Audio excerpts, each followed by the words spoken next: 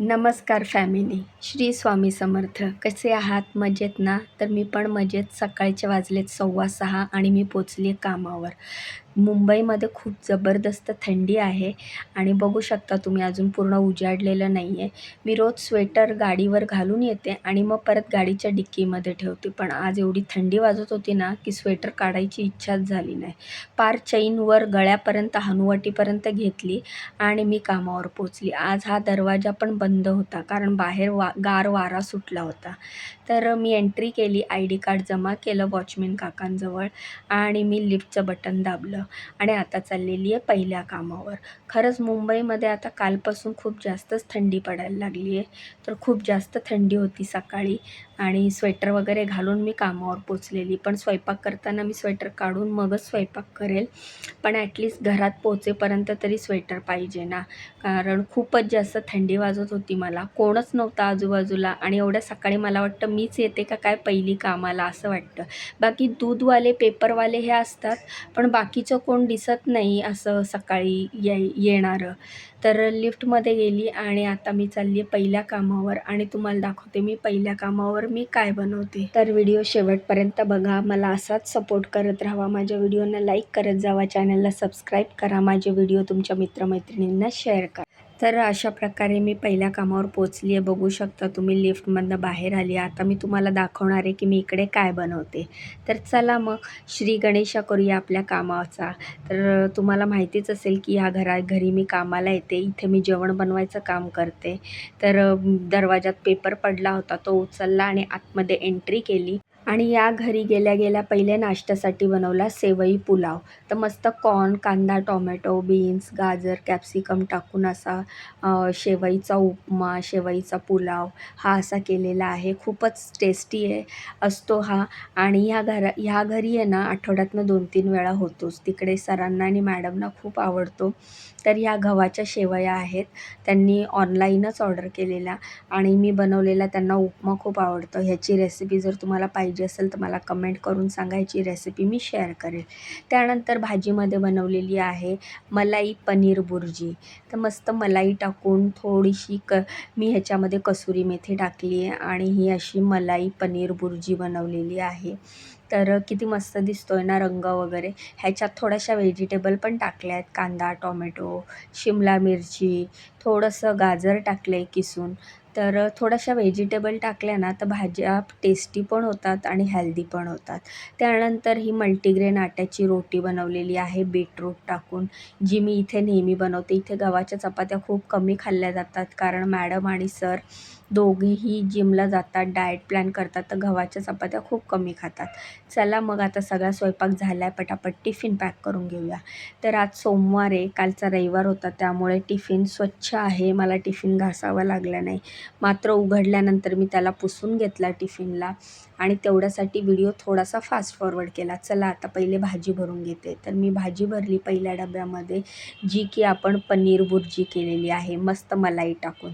त्यानंतर दुसऱ्या डब्यामध्ये जो सेवई पुलाव केला आहे तो मी भरलेला आहे आणि आता तिसऱ्या डब्यामध्ये चपात्या भरण्यासाठी मी हा फूड पेपर घेतलेला आहे. ह्या फूड पेपरमध्ये ज्या आपण बीटरूट मल्टीग्रेन आट्याची चपाती बनवली आहे ती मस्त फोल्ड करून आपण ह्याच्यात रॅप करणार आहोत. तुम्ही बघू शकता किती पातळ आणि किती छान कलरफुल अशी दिसते आहे. कलरफुल म्हणजे लाल पिंक कलरचीच आहे, पण किती छान कलर दिसतो आहे. तर अशा प्रकारे सगळे डबे पॅक करून झाले. आता एक एक करून मी डबे त्याच्यामध्ये सेट करते. आता दही भरणार आहे चौथ्या आणि शेवटच्या डब्यामध्ये. ह्या डब्यात मी शक्यतो हे भरत असते, फळ भरत असते, फ्रूट भरत असते, पण आज फळ फ्रूट काहीच नाही आहे. त्यामुळे मग ह्याच डब्यामध्ये मी आज सरांच्या दही भरलेलं आहे. नाही तर दहीचा काचेचा डबा वेगळा असतो, तुम्हाला माहिती आहे. तर हा डबा पण ह्याच्यामध्ये व्यवस्थित सेट केला, दह्याचा डबा साईडला केला आणि हा डबा व्यवस्थित पॅक केला जेणेकरून लीक व्हायला नको. आणि ही जी टिफिन बॅग आहे ह्याच्यामध्ये हा डबा व्यवस्थित ठेवला. तर रेडी आहे सरांची टिफिन बॅग. चला मी जाऊन हॉलमध्ये ठेवते म्हणजे सर आल्या बॅग घेऊन निघतील.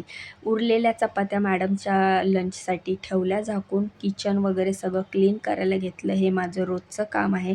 स्वयंपाक झाल्यावर गॅस वगैरे, शेगडी, किचन सगळं व्यवस्थित क्लीन करायचं. तर ह्यासाठी हा व्हिडिओ फास्ट फॉरवर्ड केलेला आहे. तर असं असतो माझं रोजचं काम, माझं रोजचं रुटीन. तुम्ही खूप छान छान कमेंट करता. तुमचे कमेंट वाचले की मला खूप छान वाटतं. तुम्ही मला खूप छान सपोर्ट करतात. पण म्हणतात ना, जेवढे चांगले लोकं असतात तेवढे वाईट लोकं पण असतात. आणि कधी-कधी आहे ना, आपलेच दात आणि आपलेच होठ असं पण असतं. मग त्यामुळे बोलता येतच नाही. मला खूप जणं कमेंट करतात, "ताई लक्ष देऊ नको, दुर्लक्ष कर." पण जेव्हा आपलीच लोकं, जवळची लोकं आपल्याला हिणवतात ना, तर मग आपल्याला पण असं वाटायला लागतं, की हो बरोबरच तर आहे, की मी घरकाम करणारी बाई आहे, मी कामवाली बाई आहे. आणि खरं सांगू मला ह्या गोष्टीचं अजिबात वाईट वाटत नाही. मला जरी माझ्या घरचे वगैरे जवळचे नातेवाईक जे कोणी पण मला हिणवतात, टोमणे देतात, कामवाली बाई, घरकामवाली बाई, मला अजिबात त्याचा वाईट वाटत नाही. कारण हे तर माझं काम आहे आणि या कामामुळे मला पैसे मिळत आहेत, माझा संसार भागतो आहे, माझी मुलं मोठी होत आहेत, मुलं शिकत आहेत. आणि असं कुठलंच काम मी करत नाही आहे जे वाईट आहे. मी कष्ट करते, मेहनत करते आणि त्याच्यावर मला गर्व आहे, की मी कष्टाने आणि मेहनतीने पैसा कमवते. आणि ह्या माझ्या कामामुळे मला ओळख पण मिळते, जी तुम्ही मला देतायत. मला सपोर्ट मिळतो आहे, जो तुम्ही मला करताय. पण मला एका गोष्टीचा नेहमी अभिमान वाटतो, की भलेही मी घरकाम करते, मी कामवाली आहे, पण तरीही मी कुठलंच वाईट काम करत नाही, एखाद्याला फसवत नाही, एखाद्याला लुबाडत नाही, एखाद्याला खोटं बोलून चोऱ्या करत नाही, घाणेरडं वाईट काम करत नाही. मी कष्ट करते आणि कष्ट करण्यात कुठलीच लाज नाही.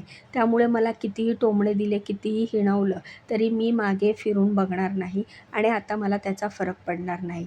कारण मला माहिती आहे, मला कोणीही कितीही काही बोललं, तर मी एका शब्दाने कोणालाच वाईट बोलणार नाही. पण त्याचं उत्तर माझे स्वामी देतील. तर दुसऱ्या घरी पोचली, मॅडमचा टिफिन पॅक केला. टिफिनमध्ये शेवभाजी दिली, भाकरी दिली ज्वारीची आणि सुशीला बनवलेला कुरमुऱ्याचा तो पॅक केला.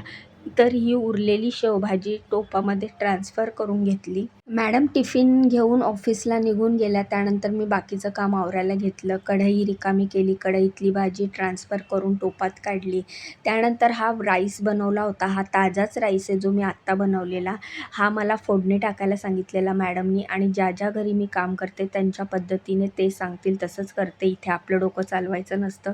त्यांना जसं आवडतं तसं बनवून द्यायचं असतं. तर मस्त बासमती राईस मी शिजवून घेतला. त्यानंतर त्याला कांदा, मिरची आणि एक सिक्रेट मसाला टाकला. आता तुम्ही म्हणाल कुठला सिक्रेट मसाला? काही नाही, मॅगी मसाला येतो ना, हा ₹5 तो टाकला आहे. तर कांदा, मिरची, मॅगी मसाला टाकला, थोडीशी हळद टाकली आणि खूप सारी कोथिंबीर टाकली. तर हा राईस मी फ्राय करून घेतला आणि तो देखील एका भांड्यामध्ये ट्रान्सफर केला. शेवभाजी वगैरे सगळं झाकून ठेवलं. सगळी कढई आणि इतर भांडी वगैरे घासून घेतली. किचन गॅस क्लीन केला. सगळी भांडी घासून पुसून जागेवर ठेवली.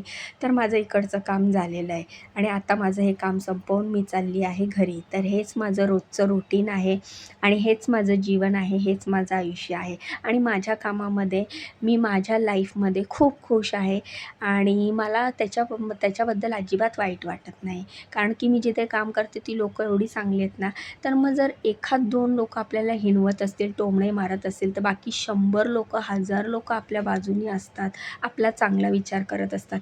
मग असे मागून बोलणारे किंवा तोंडावर जरी हिणवणारे, टोमण्या देणाऱ्या लोकांचा काय फरक पडतोय? काय मंडळी, मी बरोबर बोलते का? पटतंय का तुम्हाला? मला कमेंट करून सांगा. तर म्हणूनच मी कोणालाच काहीच बोलणार नाही आहे, की हे मला असं बोलतात, ते मला टोमणे देतात, ते मला शिव्या देतात, मला कामवाली बोलतात, घरकामवाली बोलतात. मी कोणालाच वाईट बोलणार नाही आहे, कोणाला काहीच बोलणार नाही आहे, कोणाशी भांडणार नाही आहे. कारण ह्या गोष्टींचं आता मला काहीच वाटत नाही आणि मला माहिती आहे, की ह्या गोष्टीचं उत्तर मला द्यायची गरज नाही आहे, माझे स्वामी देतील. तर श्री स्वामी समर्थ. मला कोणी असं बोललं, की मी फक्त मनामध्ये स्वामींचं नाव घेते आणि सोडून देते. अशा प्रकारे धन्नोची चावी काढली, बाहेर आली. आता इथे माझी धन्नो पार्क केलेली आहे. हिला स्टार्ट करणार आणि मी जाणार घरी. तर असा होता हा आजचा दिवस. माझं मत तुम्हाला कसं वाटतं मला कमेंट करून सांगा. असाच मला सपोर्ट करा. व्हिडिओला लाईक करा, चॅनलला सबस्क्राईब करा. उद्या भेटूया. बाय.